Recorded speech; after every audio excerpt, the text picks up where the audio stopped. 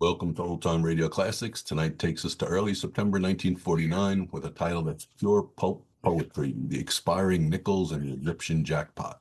Egypt and ancient artifacts held a special fascination for Americans. The discovery of King Tut's tomb back in 1922 had sparked an obsession with all things pharaonic.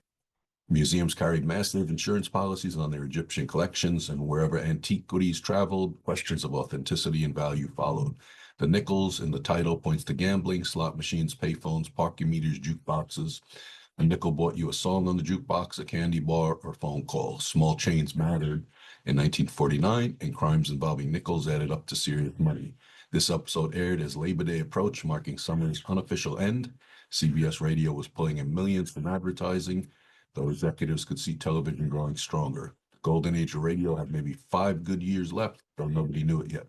Radio advertising hit its peak around 1948, with sponsors paying for $4,000 per minute of prime time. Johnny Dollar attracted quality sponsors because the show attracted quality listeners, educated and employed exactly who advertisers wanted to reach. Charles Russell navigates exotic settings with the same confidence he brings to American streets. Here's The Expiring Nickels and the Egyptian Jackpot. Punch.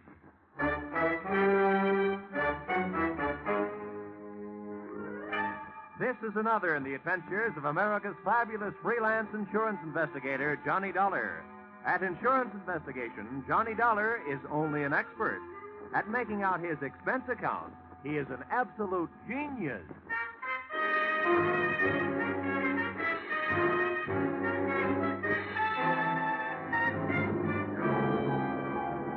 Expense account submitted by Special Investigator Johnny Dollar to the Constant Sun Trading Company, Cairo, Egypt. And may I say, this is an unexpected pleasure. The one thing I didn't expect to bump into during this case was somebody to pay the bill. It started out being my answer to a fire alarm rung 12,000 miles away by an old wartime friend. It wound up being a game of who gets killed first, with a bunch of guys who suddenly declared themselves a small peacetime war. The difference of opinion arose over a little hassle I might call the expiring nickels and the Egyptian jackpot. Expense account, item 1, $2,200.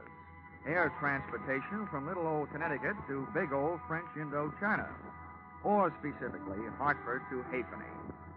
That's where I got off the plane to take a breather. But after smelling the air and getting hit in the face with a bucket full of lukewarm raindrops, I got right on another plane bound for my destination, where I'd been summoned by an urgent cable, Calcutta.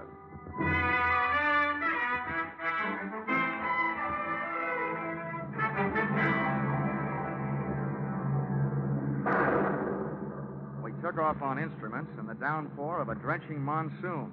It was like climbing up a waterfall, blindfolded.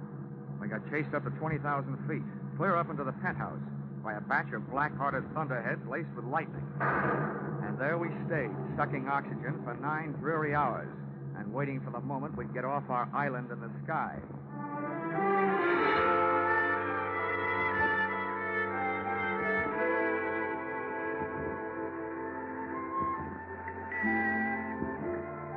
Expense account, item 2, 3 rupees.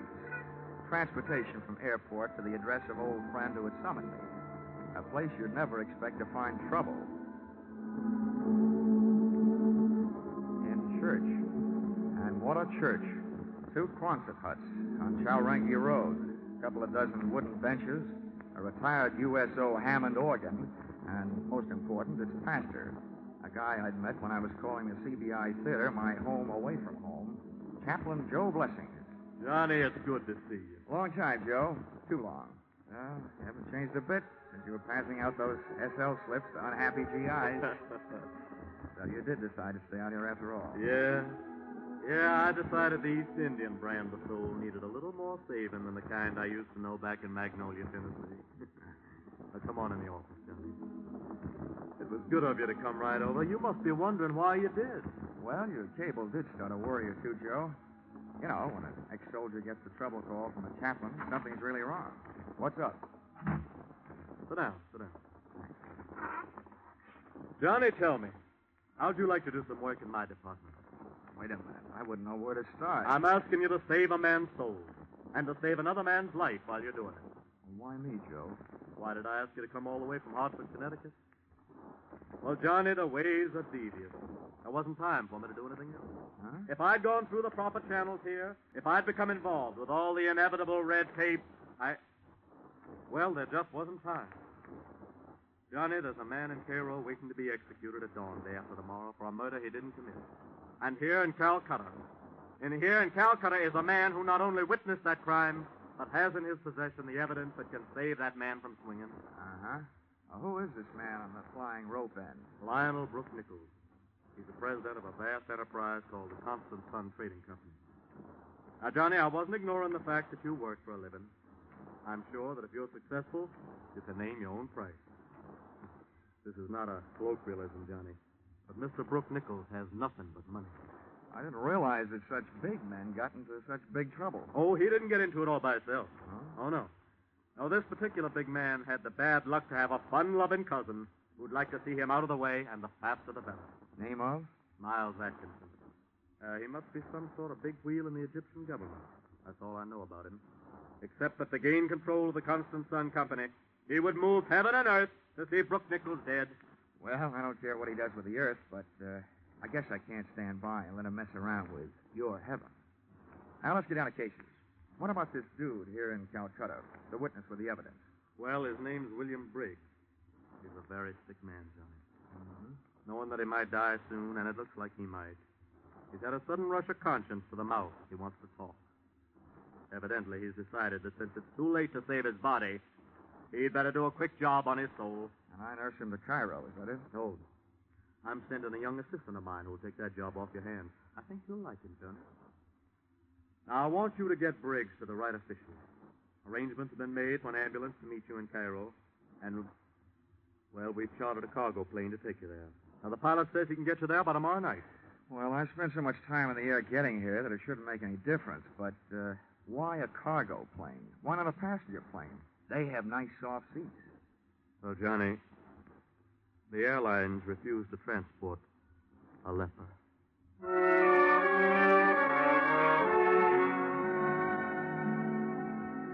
Heaven sure has some good salesmen on the road, and Chaplain Joe Blessings is one of the best. Before I knew it, a big Horizons Unlimited plane was lifting off the runway at Calcutta, and I was in it, sitting on a suitcase it looked like I'd never have time to unpack. The invalid Briggs was forward, being bedded down under the gentle hand of Chaplain Joe's assistant, Frankie. Well, that is done.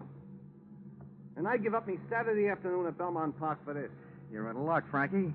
Think of all the losers you missed betting on. Mr. Dollar, you have the philosophy of a man who has never enjoyed the exquisite thrill of losing his last $2 upon a horse who was retarding the improvement of the breed. Young man, you've never heard of the bluegrass branch of the Dollar family?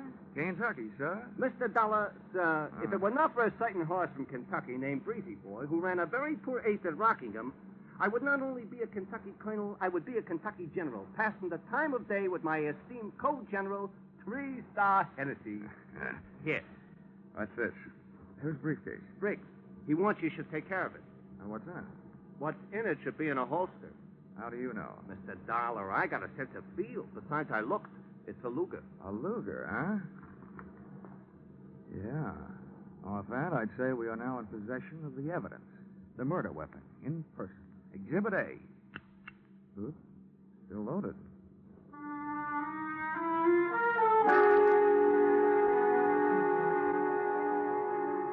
With Exhibit A making an arsenal out of my right coat pocket, we touched wheels at Bombay for 3 hours and fuel, and then hiked back up for the run across the Arabian Sea.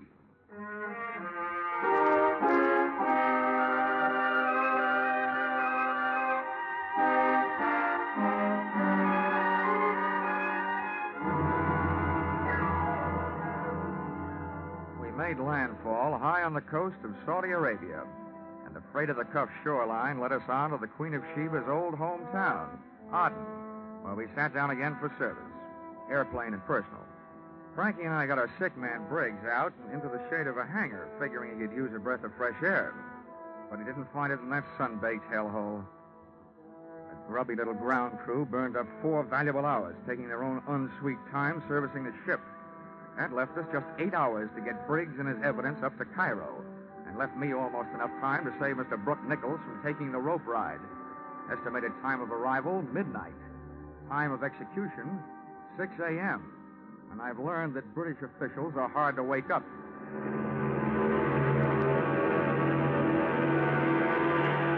Pilot stood the ship straight on its tail and made a fighter takeoff, getting out of there. We were 40 minutes out of Aden, about 5,000 feet above the Red Sea, when we ran into what I've learned to expect in my business, the unexpected. Hello. Could either of you gentlemen tell me where I pay my fare? Well, where did you come from? Hey, a walk-on like this I have not seen since Minsky. It's all right, gentlemen. You can pop your eyes back in. You've seen a woman before. I've never scooped one up out of the sky before. Could it be she's an angel? What are you doing here? I'm afraid I'm what you'd call a stowaway. How'd you get aboard?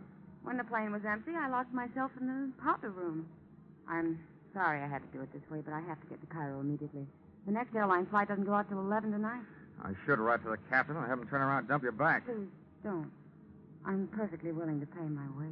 Don't worry. We can't spare the time. Mr. Dollar, there are only certain things which make air travel a pleasure to certain people. With me, that is a stewardess, and I would be glad to brief her about her duties. You go check the patient, Frankie. I'll check Miss Stowaway. That's what comes from always being only an assistant. I noticed that poor man in the stretcher when you took him out. Who is he? Never mind. What's your name? Fate Fabian. What's so important you've got to get to Cairo this way? Sorry, Mr. Dollar, that's a secret. It's also a secret how you get into that tight little dress you're wearing. I'm glad you like it. A dress, yes. Secrets, no.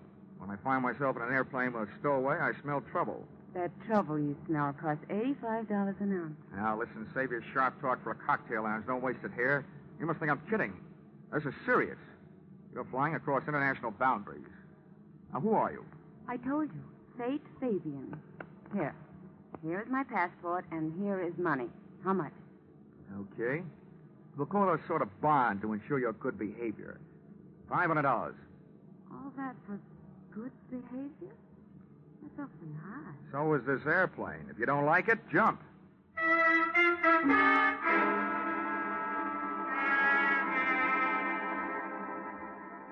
She didn't jump.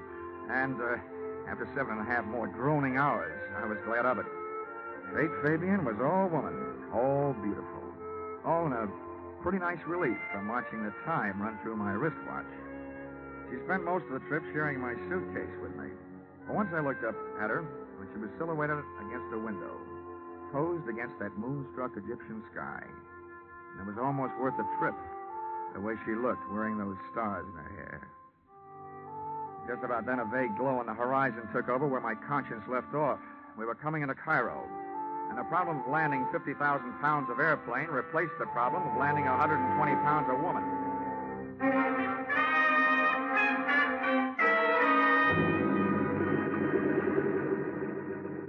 I've never learned how to hold back a sigh of relief when I hear those big tires take a hold on the runway. And I sighed another one when I saw an ambulance standing by at the parking ramp. By the time the loading platform was pushed into place and the door opened, the ambulance was backed up, ready to receive Briggs. Oh, are you the chap bringing a Mr. Briggs in from Calcutta? Yeah, that's right. Never mind the stretcher. He's on one. Oh, right, sir. We'll fetch him off then. Come along, Roscoe. Come in. You all ready to go, Frankie? Mr. Dollar, watch your language. That is not the thing to say about Mr. Briggs. But he will look at home in that ambulance. Now then. Oh, congratulations upon the trip, Governor. Thanks. Take the other end, Roscoe. We'll hoist the poor chap out of it. All right, here we go now. Hey, I'd better check with the pilot, Frankie. Give these guys a hand, will you? They may need it getting down that ramp. Anything that moves me toward the end of this is a pleasure. Easy now. You want me to help lifting him in? Hey, Mr. Dollar, these guys ain't just plain ambulance drivers.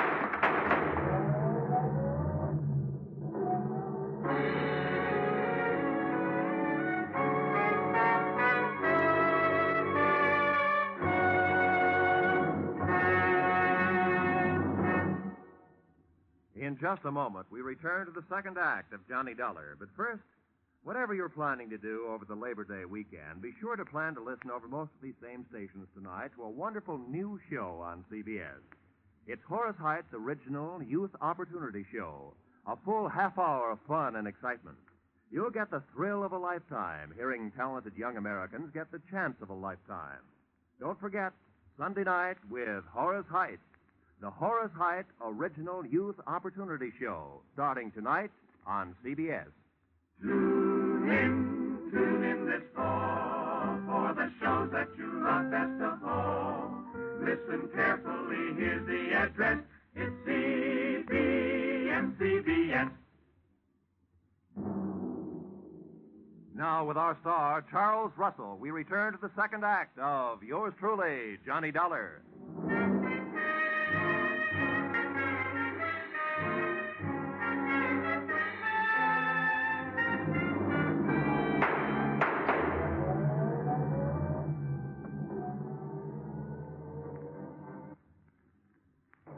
I had made 4 steps toward the cockpit when I heard Frankie yell, and a half a step back toward the door when I heard the shots. By the time I got to the top of the ramp, the ambulance was about 20 yards away, and pitted against that distance were 2 overlapping thoughts. One, the way to stop, or at least slow it down, was to puncture the rear tires. 2, the tool at hand was that loaded Exhibit A Luger that should have been in my pocket. It wasn't there. I looked around, didn't see it. But I thought I knew where to find it. Come on, open up, or I'll put this fire extinguisher through that door. And if your head isn't in the way, I'll get that neck. Wait a minute. Moral, don't use the same hiding place twice. It could be that I wasn't hiding. And it could be that purse is now holding a Luger. Give me it. Yeah. Now all I need is to hear you say you don't know how it got there. I don't know how it got there. That does it. Come on, you're coming with me. Come on, get going. Ouch! You don't have to do that.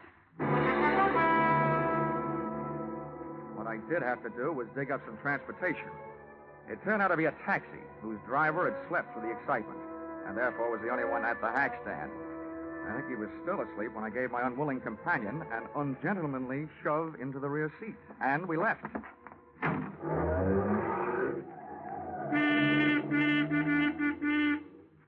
Nobody in full control of their faculties could drive the way he did. He knew he had a horn, but somebody had forgotten to tell him about brakes. All I had to go on was the direction in which that ambulance had taken off, straight toward Cairo. So, that's where we went, straight toward Cairo. Come on, whatever your name is, sit up and start your story. My name is Faith Fabian. Well, I couldn't be less interested. What I want to know is where those friends of yours take Briggs and Frankie. I have no friends. I can believe that. Whatever those thugs are, where are they? I don't know what you're talking about. Now, don't be coy. You and those mugs in that ambulance add up, that's all. Doesn't take any brains to figure out what you're all working for the same guy. What same guy? Miles Atkinson. The guy that's trying to keep witness Briggs and his evidence from saving Brooke Nichols from hanging. About 5.5 hours from You're being stupid. Maybe so. All I know is somebody got away with a witness, and I find the evidence sharing your purse with your eyebrow I found pencil. it on the plane. Somebody must have dropped Oh, it. don't give me that. You can probably recite the serial number. Okay. You wanted the murder weapon? I'm going to be a real nice guy, just long enough to give it to you. And then I'm going to give you to the police. They have a nice little game they play with combinations like that.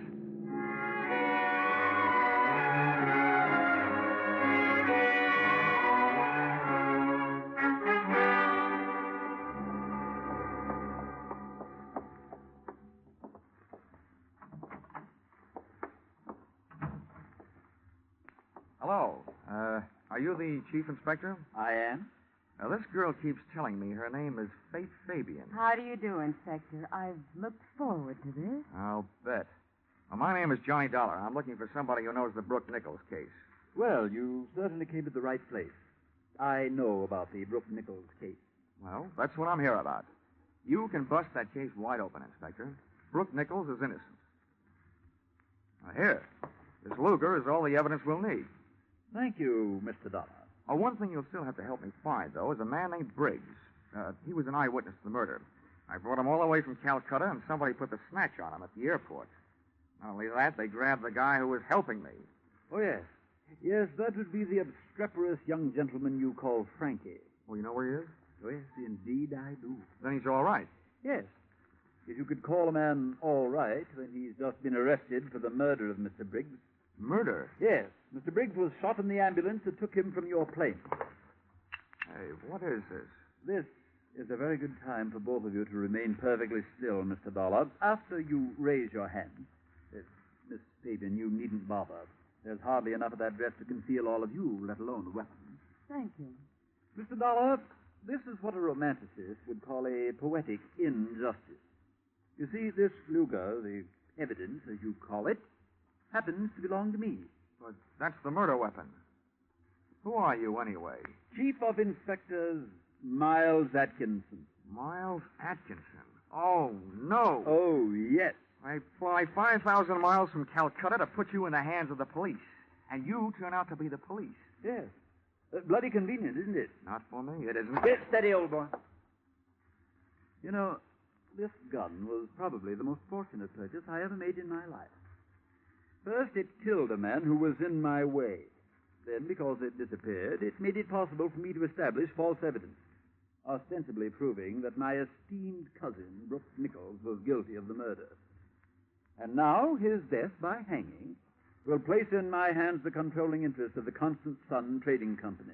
Quite a bargain. Thank you, Mr. Dollard. Not you, the gun. Which I shall now put to its final use. And after it is disposed of you two, I shall dispose of it. That was the prettiest confession I've ever heard. I'm surprised that a chief inspector and bargain hunter should sell himself out so cheaply. What do you mean by that? That the confession was complete, voluntarily made in front of witnesses, and that we are leaving with it, and that you are coming with us. Hey, Faith, baby, take it easy. No sense going on the make for a hot bullet. Mr. Dollar is right. I warn you, the one who moves first dies first. Very well. Faith. One step closer, Miss Fabian. I'm not afraid of you. All right, you asked for it. Now take it.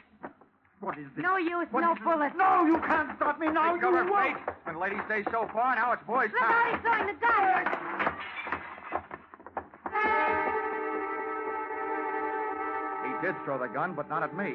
At the single light fixture in the middle of the ceiling. And when that went out, so did Atkinson. Out through the door. And the case was on. He was no dope. He knew where the light switches were, and as he went racing past them, he switched them off. It was like night flying without benefit of carrots in my diet. Chasing him down those long, empty, echoey corridors and up the stairs to the roof. At the door to the roof, I threw on our brakes by throwing an arm around Faith. She was soft, and it was dark, but I was scared. I figured Atkinson might have picked up a weapon on the way. And that turned out to be an underestimate. What he had picked up was a fire hose.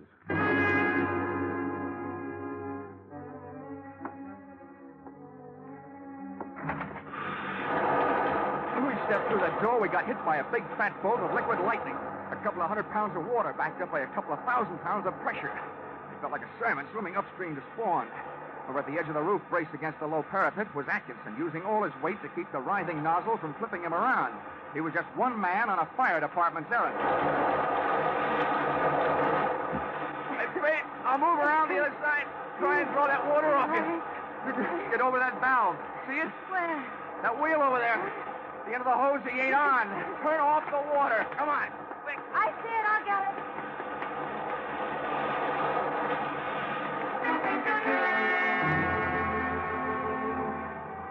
Instead of dropping away to a dribble, the hose suddenly snapped its muscle up to its hardest as a driving surge of water went through it. And before Atkinson could get himself untangled from the canvas and rubber snake, it snapped him over the parapet, off the roof, and high into the night. Hey, Fate! Turn off that water!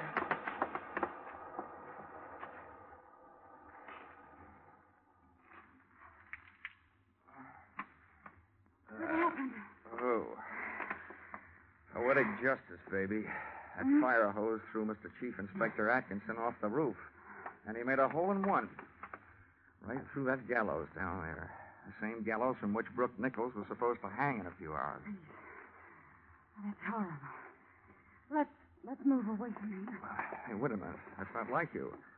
After all, you're the gal who turned that water up instead of down. If you wanted it done right, why didn't you send a plumber? I won't ask you whether you meant it that way or not. As far as I'm concerned, it turned out just jolly this way. Oh, and while I'm at it, I'd like to thank you for taking such a brave chance with my life downstairs in the office. Oh, really, Mr. Dollar? I knew that gun wasn't loaded. I unloaded it myself back in the powder room in the airplane. Just before you accused me of trying to steal it, remember? The next time I take a shower, I promise to wash my mouth out with soap. But now I figure it's also about time you came clean. Really, now, who are you? I'm sorry. My name is still Fate Fabian. All right, you've made a sale. Your name is Fate Fabian. Well, what's your interest in this case? No interest at all. It's just part of my job. They do hire people to police the police, you know. I happen to be one of those people. Do you want to see my credentials? Your credentials look all right to me, baby.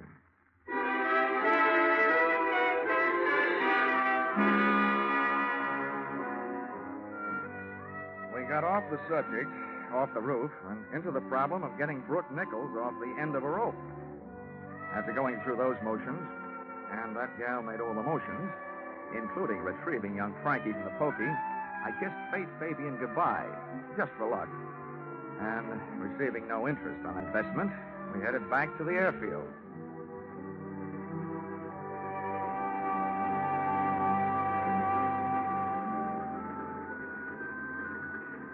By the time that fireball Egyptian sun had poked its top rim over the leftover GI issue hangars at the east end of the field, the plane was serviced and panning to pry open the sky.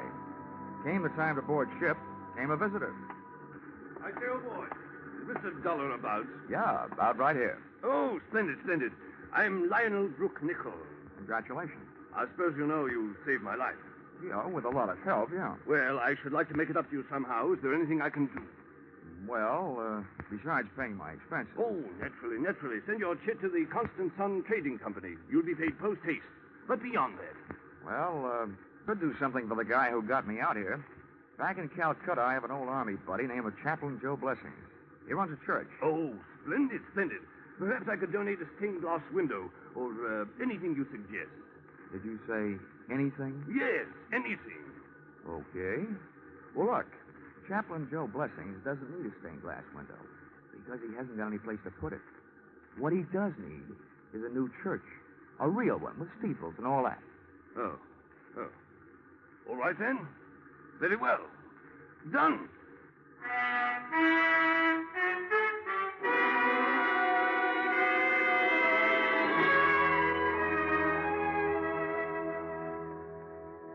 Expense account, item 3. Same as original entry. Transportation from the land of the Sphinx to the land of the free, by way of Calcutta, where I delivered a happier, though wiser, Frankie. Received the blessings of Chaplain Joe Blessing, and ordered a custom-made lightweight pearl-handled blackjack in blue suede, and inscribed, to Fate Fabian, with a hope that you will never fail to supply the black to go with this blue. Love, J.D. Well, I guess that's all. Oh, expense account total. Oh, wait, there's one more.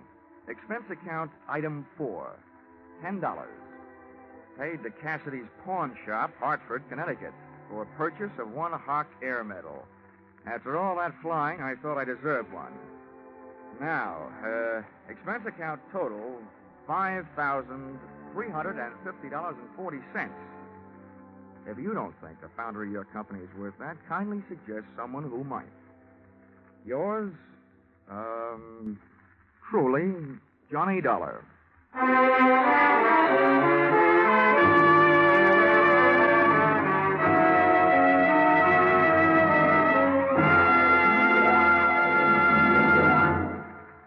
Yours truly, Johnny Dollar, was produced and directed by Gordon T. Hughes and stars Charles Russell, with script by Paul Dudley and Gil Dowd. Featured in the cast were Georgia Ellis, Jack Edwards, Parley Bear, and Paul Dubov. The special music is written and conducted by Leith Stevens.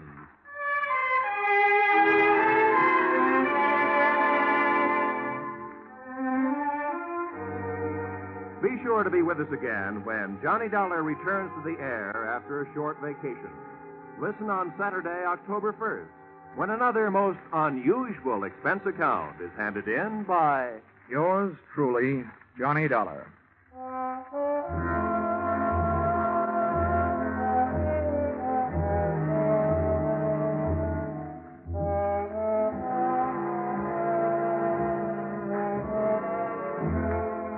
Next week at this time, on many of these same stations, Eve Arden will bring you the madcap adventures of America's favorite schoolmistress, our Miss Brooks.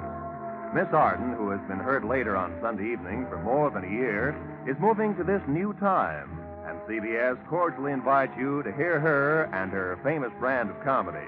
To make sure, consult your local newspaper listings next Sunday for the new time, when you'll hear Eve Arden and our Miss Brooks. Now, stay tuned for Your Hit Parade on Parade, which follows immediately over these same CBS network stations. This is Roy Rowan speaking. This is CBS, the Columbia Broadcasting System.